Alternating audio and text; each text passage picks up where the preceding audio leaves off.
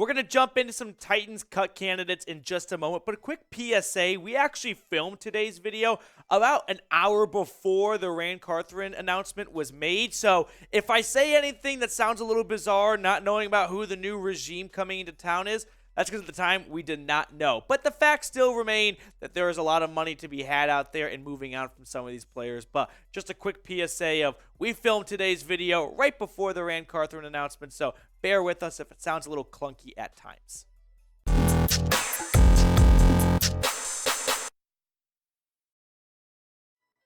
What's going on, Titans fans? Welcome into Titans Today by Chat Sports. Matthew Peterson here with some cut candidates for the Titans this offseason, right? With a new regime sort of coming into place in Tennessee, if they decide to maybe cut bait with some guys from the previous regime and sort of build up some build up some cap space this year, you could see some cuts to come to some notable players. So let's get started by looking at what Tennessee currently is dealing with here. When it comes to cap space, the Titans are slated to be about $24 million over the cap. It's not ideal. Now, I will say this. Don't panic and go, the Titans can do nothing in free agency. There's always things you can do to bring that number down. You can restructure contracts, right?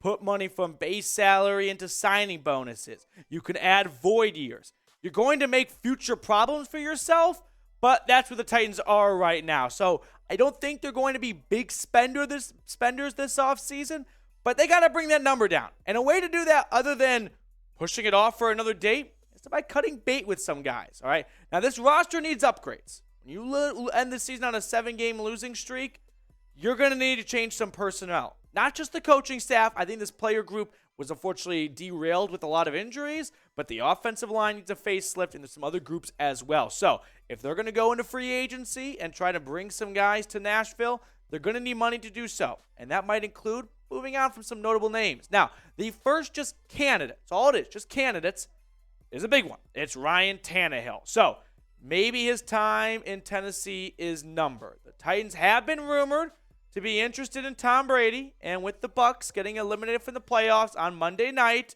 if they want to take a swing at Tom, Tannehill is definitely going to be a casualty here. Now, the cap savings would be big. Moving on from Tannehill would be a huge help.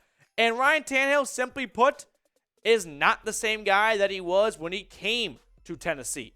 Look at the jarring differences between his first 2 seasons and the last 2 seasons. He's played nearly the identical amount of games. His touchdowns have dropped off by 19, and his interceptions have risen by 7. Fewer yards, worse completion percentage. I mean, Ryan Tannehill, simply put, is just not that elite kind of quarterback play he had to start the season, or to start his career in Tennessee. So when it comes to moving on from Ryan Tannehill, if you were to release him or cut him, right, before June 1st, the dead cap hit in 2023, meaning money you owe no matter what, is $18.8 million. Not ideal, but we've seen bigger numbers. Matt Ryan's like 45 with the Falcons, for example. The cap savings, pretty nice, $17.8 million. Like, that's a good amount to bring down that $24 million over the cap number you're currently at right now. Now, if the Titans were to be patient and designate him as a post-June 1st release, things get even better. The dead cap hit in 2023, just 9.6. In 2024, 9.2. And the cap savings, it's 27. So just like that, you have completely erased that negative $24 million deficit you are in if you were to designate Ryan Tannehill as a post-June 1 release. So when it comes to number 17, what do you think the Titans should do? Should they keep him or should they cut him? This is going to be the big question all offseason long. It was obvious that the team was worse without him this year. I don't think anyone's going to argue that Ryan Tannehill getting hurt and getting to see Malik Willis was maybe a blessing in disguise. No. They had to go bring Josh Dobbs in from the Lions practice squad just to be competitive the last 2 weeks of the season. So I see arguments for both sides. I don't know if Tennessee is really in that win-now window where they got to go out and get a quarterback. So I think I'm going to stick with keep unless you find a better option. A better option like Tom Brady, which I know he didn't play great last night, but it is Tom Brady, comes to knocking. Bye, Ryan. Now, another cap casualty could be Taylor Lewan. This would suck, right? Taylor Lewan is just such a emotional and cultural institution in Tennessee. He's got a long list of injuries. Shame on NBC, was it, for putting him in a wheelchair. But his cap hit for 2023 is just under $15 million. So if the Titans were to move on from him, they would save all that $14.84 million. There would be no dead cap here. The Titans are going to draft or sign some sort of tackle, right? If they move on from him, especially a left tackle. But even, Daly at left tackle was not a very good experiment. I don't know how much love there is for Dylan Rader for left tackle moving forward, but they need help on the offensive line. It was a monster of a unit for a couple of years. Injuries have unfortunately derailed it as of lately, but I think in the draft or free agency, it would be a good time, and $14.8 million might be too good to pass up on. I think coming off a couple of years of downplay / injuries for Taylor Lewan, they may take a hard, good look at this and go, Taylor Lewan has been an awesome part of our team. He has been definitely a leader in this locker room, but we got to find savings. And $15 million for a guy who unfortunately has had injury history, it kind of reminds me of Jack Conklin not coming back or not getting the fifth-year option picked up. All right, let's get to Robert Woods next up. This one I think kind of speaks for itself. He did absolutely nothing this year. That was a bummer. I thought it was a decent trade at the time, too. He was coming off an ACL injury in practice in L.A., but all in all, Woods is definitely not worth the $14.6 million cap hit.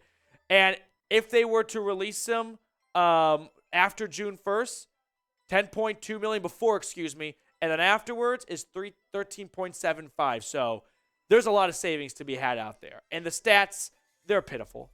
527 yards, 2 touchdowns. It's awful. I don't see a way Robert Woods comes back to Tennessee unless he agrees to a massive pay cut just to stay on the roster because he doesn't think he'll find anything in free agency. The production, simply put, does not match what you're paying him. No one other than Robert Woods' agent, maybe even Robert Woods himself, is going to argue against that. So I think Woods for sure. Lewan, I feel like it's probably leaning 55-45, and the 55 being he is most likely cut. It's definitely going to be closer with Taylor Lewan, but Robert Woods, unless both of them agree, and that happens sometimes, players agree to take pay cuts to stay with the team. They don't want to move. They like where they're at, and that happens. But unless that happens, I could definitely see those two guys being big cuts, and then boom, move on from Lewan and Robert Woods. You're at about $27-ish million in savings. You're back in the green when it comes to cap space. Now, when the Titans make any sort of roster moves, any cuts, signings, all that good stuff, we're going to keep you guys involved and in touch here at the channel. So if you haven't subscribed yet, please go ahead and do so. We're trying to get this Titans YouTube channel here at Chat Sports up towards 10,000 subscribers. The more subs we get, the more Titans content you get. That's just how Studio Space works here at Chat Sports. So hit that big red button and subscribe. Now, today's show was made possible by BetUS.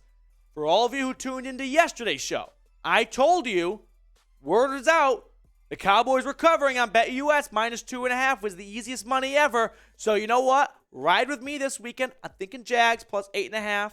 Call me crazy, but make your picks. Chatsports.com/bet. Use promo code CHAT125. So after all that, let's see where we stand now. Kind of a quick check-in here. Before, we were $24 million over the cap. If you were to pre-release Tannehill June 1st and you cut Lewan and Woods, you're not going to have $20 million to spend in salary cap, right? And you could take that $20 million and go get a long-term tackle, right? Really beef up that offensive line and get it back to where it was. You're not going to spend it on a quarterback because there's really no good free agent quarterbacks out there. But if you wanted to surprise everyone and draft a quarterback, that could be an avenue to move on from Ryan Tannehill. Some other cap savings out there, kind of lower level guys here, but Austin Hooper, he did not have the impact maybe we were hoping for. I don't think anyone had too high of expectations. He didn't do much in Cleveland beforehand. He's got a $3 million cap hit in 2023.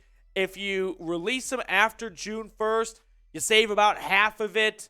I think CO is the tight end one for Tennessee moving forward, so Austin Hooper had some good moments. He had a nice touchdown, but outside of that, I think Austin Hooper is a pretty obvious cut candidate. Not too much because of the savings, but he just doesn't seem like a long-term player on this roster. Some other guys that just aren't like going to really, make or break the bank.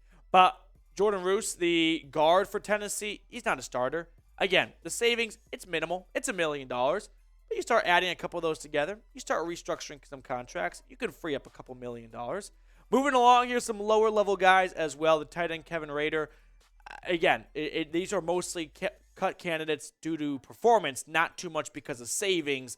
The savings are just over $1 million. None of it's guaranteed, so you get all of it back and you can spend it elsewhere in free agency.